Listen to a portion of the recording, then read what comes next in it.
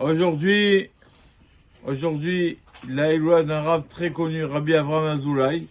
Il y a plusieurs versions. Est-ce que c'était le grand-père du Rav Frida, du Rav Frida, ou c'était mon arrière-grand-père, ou le grand-père de son grand-père? Je sais pas, je connais pas la vraie version.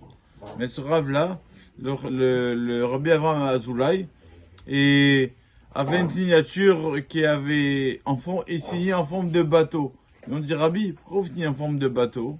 Il a dit, parce que quand je suis arrivé de Fès, au Maroc, du Maroc en Israël, on a eu une tempête et le bateau s'est brisé et j'ai été naufragé. Pour se rappeler du miracle que Hachem lui a fait, qui a été sauvé de ce bateau, toujours est signé avec ce bateau. Toujours. Ça, on voit, tout le monde connaît sa signature, un bateau. Pour se rappeler du miracle qu'il ne faut pas oublier le bienfait que Hachem lui a donné. Et bon, ce Rav est connu aussi par son histoire, l'histoire très connue. Et arrivant en Israël, il a été rabbin à Hebron, la ville de Hebron. Et là-bas, quand il est à Hebron, il s'est passé une chose et c'est une histoire très connue, très, très belle, très connue aussi. Un chef turc qui vient de Turquie visiter la grotte Me'arat HaMarpela, la grotte qu'on va voir dans la paracha cette semaine. Il n'y a pas de hasard. C'est cette semaine que cette grotte a été achetée par notre ancêtre Avraham Avinu. Donc le Rav Frida, non pardon, ce chef turc arrive dans cette grotte et voit là-bas une grotte. Et donc il se baisse pour regarder et il fait tomber son épée qui était très chère à lui. Il avait des diamants dessus, etc. Elle était, attachée sur lui et il fait tomber son épée avec des diamants. Il y avait le nom de ses ancêtres aussi qui était gravé sur cette épée.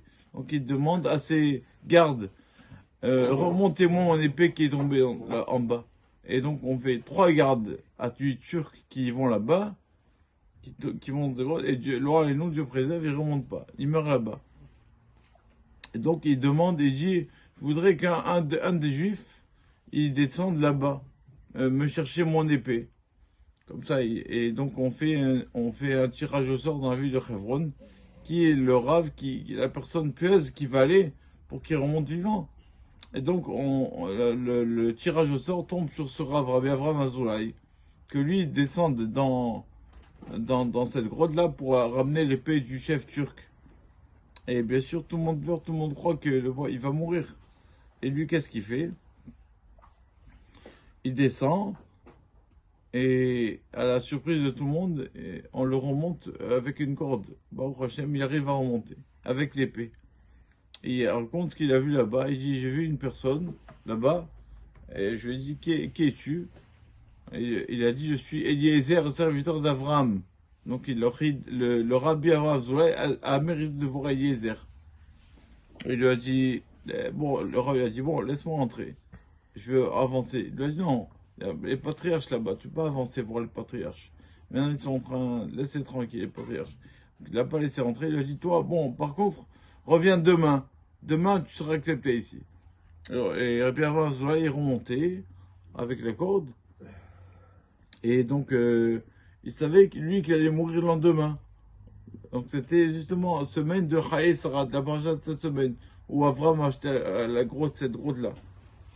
Tout le monde la connaît, cette grotte à Hebron. Qui ne va pas la voir quand il va en Israël? Au lieu d'aller dans les endroits, je sais pas où, ça c'est un endroit à Hebron. La grotte Me'arat HaMarpela. Et donc, donc le Rav Frida, c'est un vendredi soir. Shabbat, la paracha Sarah. Pas le Rav Frida, son grand-père, Rabbi Avraham Azoulay. Donc, qu'est-ce qu'il fait? Toute la nuit, il fait une veille d'études avec ses élèves. Il leur raconte des paroles de Torah, le vendredi soir. Et il va, donc après le lendemain, il va dans la grotte.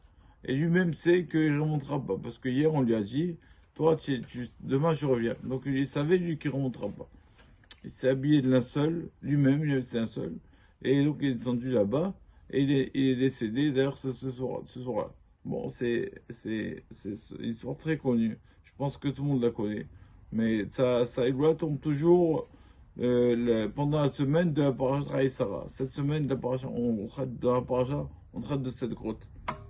Et il est connu aussi pour son livre. Les Kabbalistes, moi je connais pas. Les Kabbalistes disent qu'il a un très beau livre qui s'appelle Chesed l'Avraham.